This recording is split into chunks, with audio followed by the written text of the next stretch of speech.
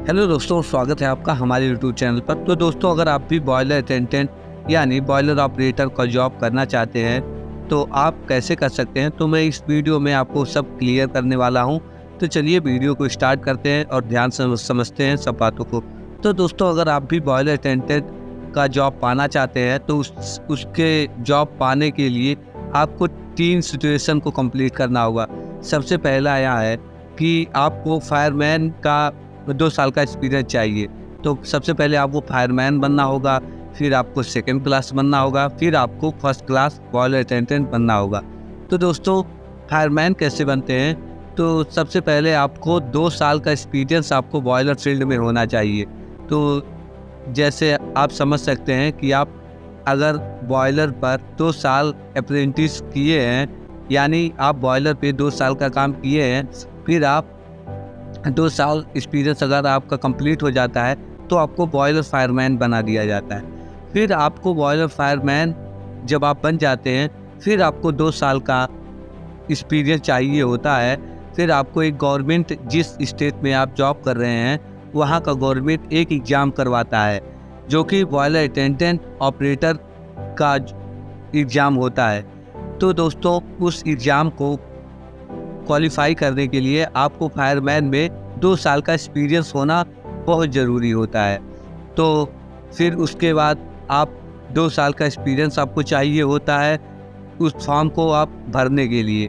तो उस फॉर्म को कैसे भरते हैं सेकंड क्लास बॉयलर ऑपरेटर का? तो आप जिस कंपनी में काम कर रहे होते हैं वहाँ से आपको 2 साल का एक्सपीरियंस लेटर लेना पड़ता है।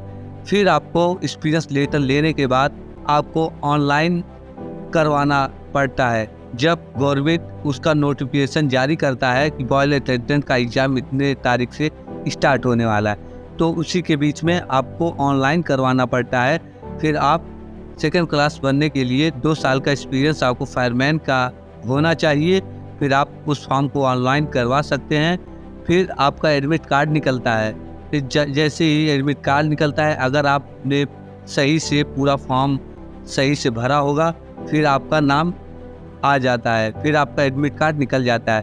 फिर उसके बाद गवर्नमेंट पेपर कराती है, और वो पेपर रिटन एग्ज़ाम नहीं होता, उसमें खाली इंटरव्यू ही होता है।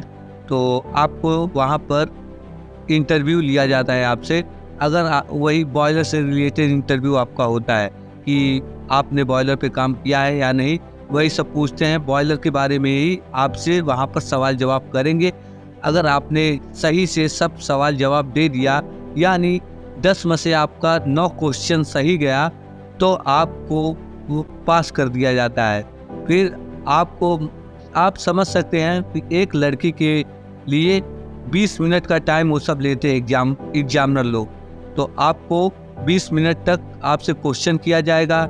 जब आपसे वह सहमत हो जाते हैं, जो एग्जामिनर आपके रहते हैं, फिर आपको पास कर देते हैं। फिर वह तुरंत नहीं पता चलता है, आपको दूसरे दिन जब आप ऑनलाइन करवाए रहते हैं, उसी नंबर पे आपके मैसेज आ जाता है कि आप पास हो चुके हैं। और जो मेन रिजल्ट रहता है कब निकलता है, तो 1 महीने बाद आपको उसी वेबसाइट के, जिस आप स्टेट का फॉर्म भरे रहते हैं, उसी वेबसाइट पे अपलोड कर दिया जाता है कि आप पास हो चुके हैं। वहाँ पर 2 लिस्ट जारी किया जाता है, पहला जो पास रहते हैं उनका, और जो फेल रहते हैं उनका। तो अगर आप पास रहेंगे तो आपको पास वाले लिस्ट में आप अपना नाम खोज लेंगे, रोल नंबर सहित आपका नाम अगर रहेगा तो आप पास हैं। अगर आपका नाम उसमें नहीं है तो आप फेल वाले कैंडिडेट लिस्ट में आप देख सकते हैं, अगर उसमें आपका नाम है तो आप फेल हो चुके हैं। तो ये रहता है आपका सेकेंड स्टेज। अब आपका आता है थर्ड स्टेज, जो फर्स्ट क्लास बॉयलर अटेंडेंट बनने के लिए होता है। तो फर्स्ट क्लास बॉयलर अटेंडेंट बनने के लिए आपको सेकंड क्लास का 2 साल का एक्सपीरियंस मांगता है। तो सेकंड क्लास का जब आप 2 साल का एक्सपीरियंस आपका कंप्लीट हो जाता है, यानी सेकंड क्लास के पद पे आप 2 साल का काम कर लेते हैं, फिर वह कंपनी आपको एक आपका कैरेक्टर सर्टिफिकेट बना कर देती है। उसके बाद आपका जो सेकंड क्लास का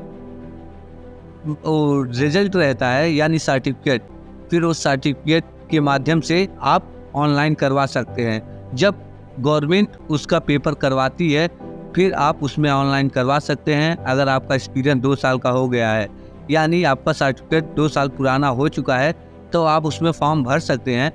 तो उसमें भी यही सेम मेथड होता है। उस पहले सेकंड क्लास बनने के लिए आपको एक्सपीरियंस लेटर की आवश्यकता होती है, और फर्स्ट क्लास बनने के लिए आपको सेकंड क्लास बॉयलर अटेंडेंट का लाइसेंस की आवश्यकता होता है।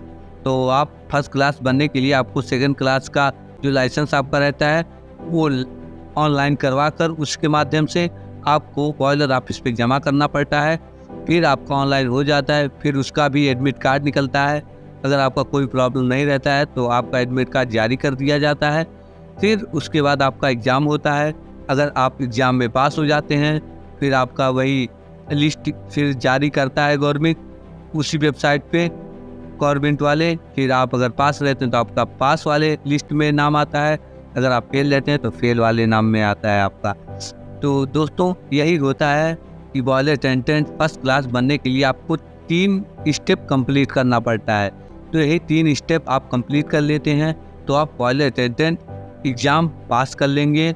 और आपको इसमें क्वालिफ़िकेशन मांगता है, 10वीं का क्वालिफ़िकेशन मांगता है और ITI मांगता है। तो दोस्तों यही था न्यूज़ आज का। तो आशा करते हैं आपको यह जानकारी अच्छा लगा होगा।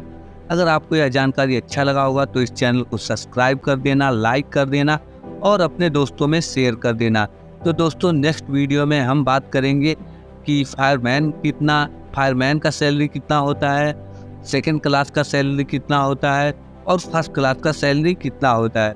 तो मिलते हैं नेक्स्ट वीडियो में। जय हिंद।